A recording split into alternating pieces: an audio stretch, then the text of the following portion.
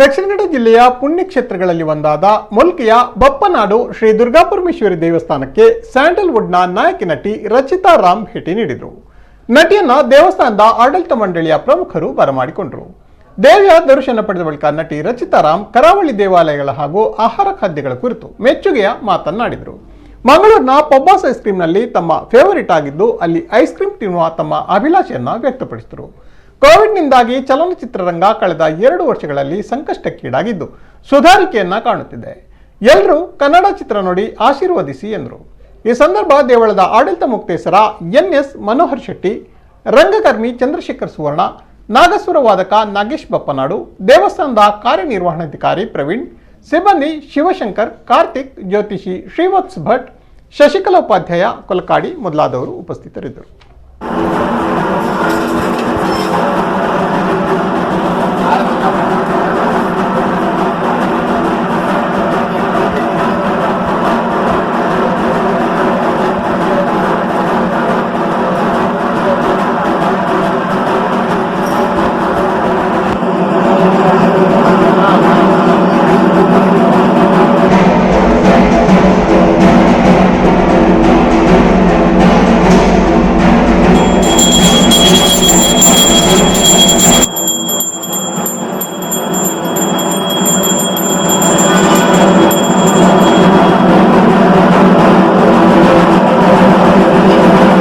ಎಲ್ಲ ರೀತಿಯಲ್ಲಿ ಸಮೃದ್ಧಿ ಅನ್ಬಿಟ್ಟು ಅನುಗ್ರಹವೇ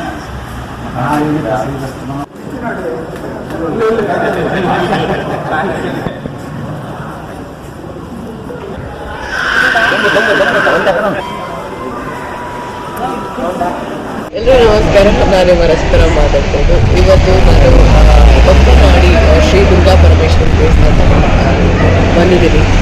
ಸೊ ತಾಯಿ ಆಶೀರ್ವಾದ ತಗೊಳ್ತೀನಿ.